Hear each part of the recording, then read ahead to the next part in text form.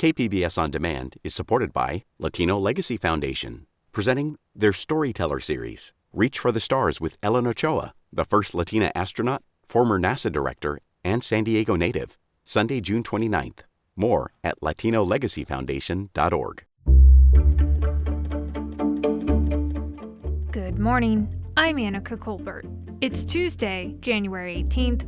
Local politicians voting on national issues. More on that next, but first, let's do the headlines.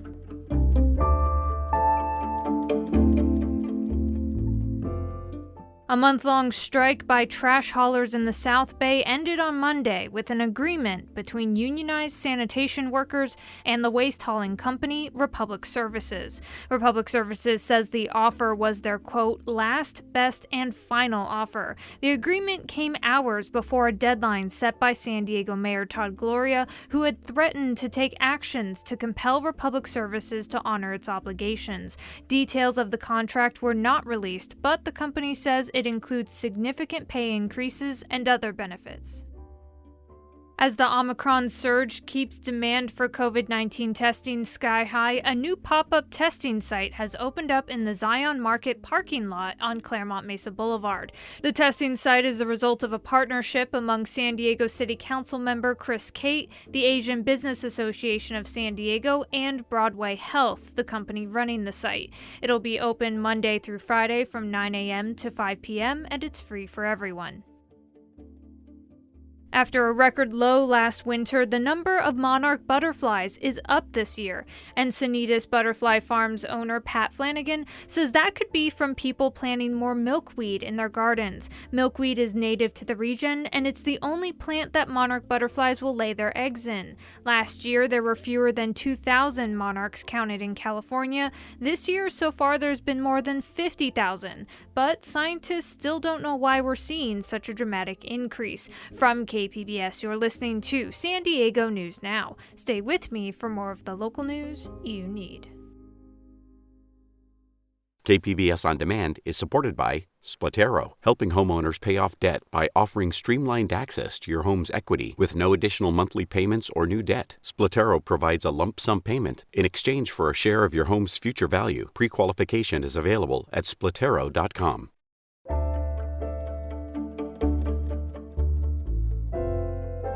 There's an old adage that all politics is local, but increasingly the San Diego County Board of Supervisors and local city councils are holding votes on issues that are also on the national agenda. KPBS reporter Claire Tregesser explains how they reflect our intensely partisan times. You're welcome to stay in the chambers if you conduct yourself. If you're not, you will be removed. Thank you very much. In September last year, the county supervisors listened to almost 3 hours of public comment. The issue at hand, abortion rights. Supervisor Nora Vargas made the proposal. That's why it's important that all San Diegans know that San Diego County is a champion for reproductive freedom. Let's be clear. The vote was one of several in recent times on national issues that don't have a direct impact on local governance of the county. In April, the supervisors voted to support state and federal gun control legislation. In November, to support a ban on offshore oil drilling. These are very much partisan issues, and the board's Democratic majority chose them for a reason.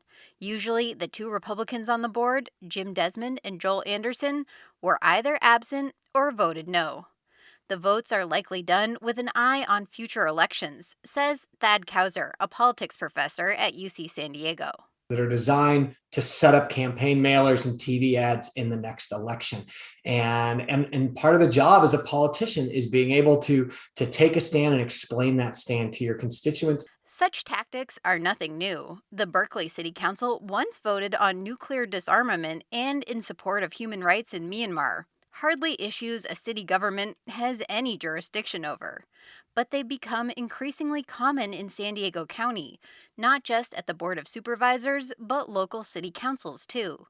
Kauser says while these votes might be obvious political ploys, there are benefits to them.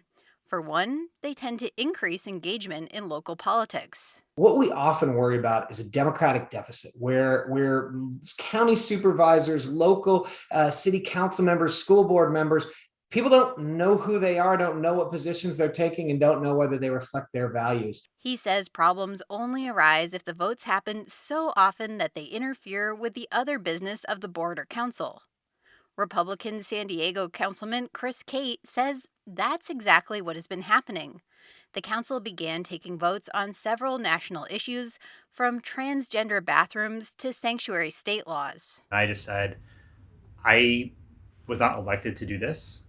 I don't have time to read and see all the debates regarding Senate bills or court cases and the nuances of them all. And so I just took a really across the board position of, I'm just not going to vote on them. Cate chafes at what he sees as petty politics and says the votes don't resonate in Washington, D.C., where something could actually be done about them. No one's ever, I don't think, called us and said, boy, the city of San Diego's letter on this issue really moved the day and moved the needle on this topic being debated in D.C. I mean, I've never gotten that phone call or heard that. But local leaders should take a stand on national issues because here and elsewhere, basic civil liberties like voting rights, LGBTQ rights, and reproductive rights are under attack. So says Will Rodriguez Kennedy, chairman of the San Diego County Democratic Party. It's important that people in democratic states, or just plain states that respect human and civil rights, do things to sort of counterbalance that national narrative. He says holding these votes informs the public on the issues they care about. The public should know who's in power and what their ideology and their values are. And if their values do not match with their own personal values, the values of families throughout San Diego, what they discuss at the kitchen table, then they should not elect them. Cate says that has not been his experience. That has never come up, has never been a priority for residents, where someone went out of their way to ask me, what's your position on this federal issue? It's, when are we going to fix my street? Why is my water bill so high? And that was reporting from KPBS investigative reporter Claire Tregesser.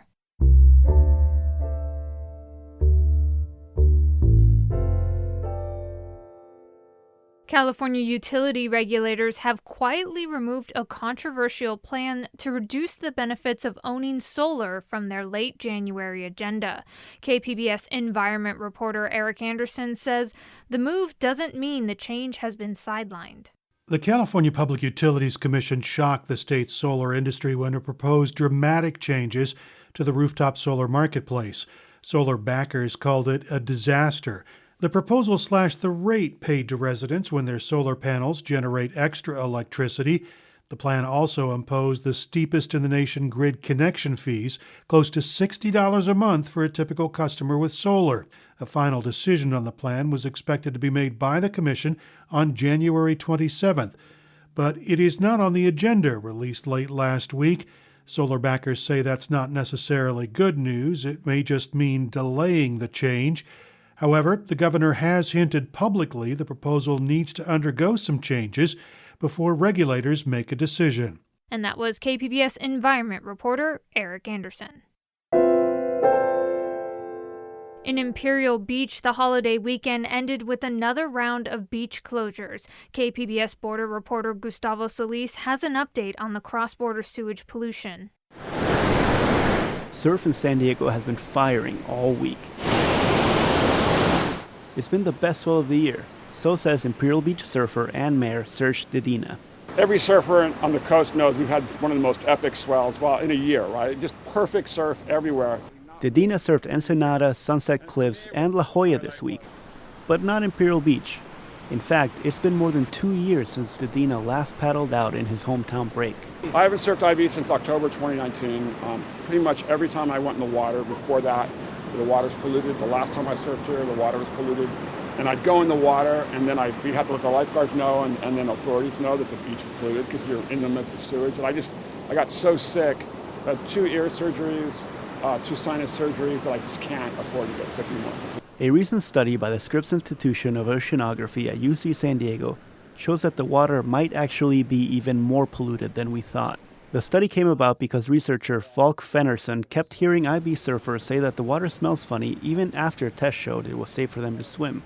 What would happen is the surfers would say, hey, we taste like during south swell events, like the water tastes like laundry detergent or, chemically, or like sometimes like sewage or fecal stuff. The source of this pollution is in Mexico, specifically at Punta Bandera, where sewage from a nearby treatment plant is dumped into the ocean 6 miles south of the U.S. border. South swells push that pollution north to Imperial Beach. San Diego County determines pollution levels by testing the ocean water for amounts of specific bacteria known as fecal indicators. These include things like E. coli. That bacteria dies very quickly in sunlight. So it takes like a day and a half to 2 days for the flow to get from Punta Bandera to IB. So if it's exposed to sunlight in that period of time, the microbes that they're testing for are going to die. But viruses like the norovirus, which the county does not test for, do survive the journey. And it's making people sick. The team has briefed county officials on their findings. And the EPA will use this research to help decide how to spend hundreds of millions of dollars on infrastructure projects to solve cross-border sewage. Dedina is optimistic.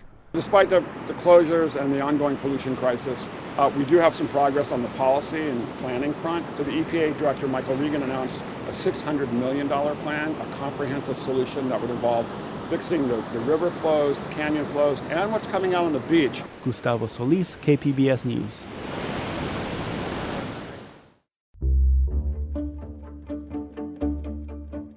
Coming up, we have a report on how the pandemic has affected the mental health of the undocumented community. That's next, just after the break.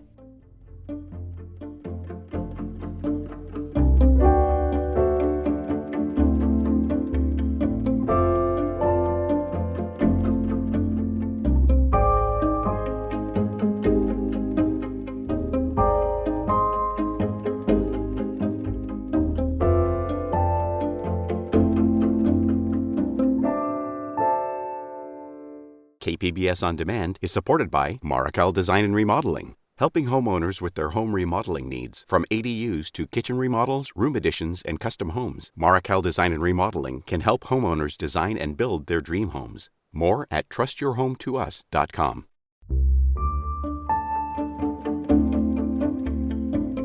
The pandemic has affected our mental health in ways we're just only beginning to understand. For the undocumented, the problems of the pandemic has created an added layer of anxiety on top of an already deeply uncertain world. From the California Report, KPCC's Robert Garova explores how the pandemic has shaken the mental health of the undocumented community. Norma Ramirez entered the U.S. without legal authorization when she was 5. She says growing up in Las Vegas, she always did really well in school. Then, Ramirez couldn't get into a college prep program because she didn't have a social security number. I grew up thinking that I could pursue anything that I wanted, and suddenly it was like, nope. Eventually, she did manage to get into college. Later on, she got temporary legal status through the Deferred Action for Child Arrivals program, or DACA. When Ramirez went to work for an immigration nonprofit, she was so struck by the mental health struggles of undocumented people that she decided to make psychology her life's work. Ramirez sought help with her own mental health, too, but she went through 3 therapists, one of whom tried to give her legal advice. They also were like, if you want to be a therapist, go to Mexico. Now, Dr. Ramirez is a clinical psychologist who works in the Northridge area, mostly with children. She says she's proud of being able to provide the culturally competent help she didn't get as a kid. Many of her clients are Latino and are in families with mixed immigration status. Ramirez says for many undocumented families, the pandemic became yet another worry in an already vulnerable existence, especially if the whole family isn't together in the U.S. Not being able to visit family if they are sick. I think it just makes the wounds deeper, can't even say goodbye or something like that. Ramirez was not immune to that stress. The continued uncertainty of the DACA program's future and finishing grad school during the pandemic took a huge emotional toll on her. Just overwhelmed with stress that, my body just was not responding the way it would have normally. Ramirez says she completely blocked out some of 2020 from her memory. She's not alone in her suffering. A national survey by an immigrant rights group found the majority of respondents said COVID-19 affected their emotional health. More people mentioned impacts to their mental health than they did to their physical health or financial situation. As an immigrant myself, I have to say, it doesn't surprise me. Juliana Macero do Nascimento is Senior Advocacy Manager at United We Dream, which conducted the survey. Everything that has to do with COVID has an immigration component to it. If we lose our jobs, then do we lose maybe a visa that we might have that's connected to it, right? If we get sick and we have to go to the hospital, will we be picked up by ICE? Mental health concerns also rose to the surface in a survey last year of more than 1,000 undocumented undergrads at California public universities. About 1 in 3 reported anxiety and/or depression at a level that warranted clinical treatment. Mercedes Valadez is a professor at Cal State Sacramento and worked on the survey. A lot of these students live in homes where they don't have their separate bedroom, where they would be able to attend class virtually uninterrupted. A lot of these students had to take care of younger siblings or children. Valadez says she'd like to see colleges hire more counselors, especially ones familiar with issues that concern undocumented people. Dr. Melanie Domenech Rodriguez is a psychology professor at Utah State University. She led the United We Dream study. Domenech Rodriguez says it was heartbreaking for her to see the level of mental distress undocumented people were reporting. But she says there were some encouraging signs, too. There were a lot of strengths, and when we looked at people's coping styles, we see that people are using mostly pretty effective coping strategies. Those strategies included meditation, exercise, and binging Netflix, too. Juliana Macedo de Nascimento of United We Dream has also had to find ways to deal with life in the pandemic, especially as a DACA recipient waiting to find out if the program will survive. One of the biggest breakthroughs I've had in therapy was finally accepting and realizing that it's a completely reasonable and rational reaction to my circumstances to have anxiety and depression. It's not that there's anything broken inside me, she says. It's just my situation. And that was KPCC reporter Robert Garova. And that's it for the podcast today. Be sure to catch KPBS Midday Edition at noon on KPBS Radio. You can also watch KPBS Evening Edition at 5 o'clock on KPBS Television. And as always, you can find more San Diego news online at kpbs.org. I'm Annika Colbert. Thanks for listening and have a great day.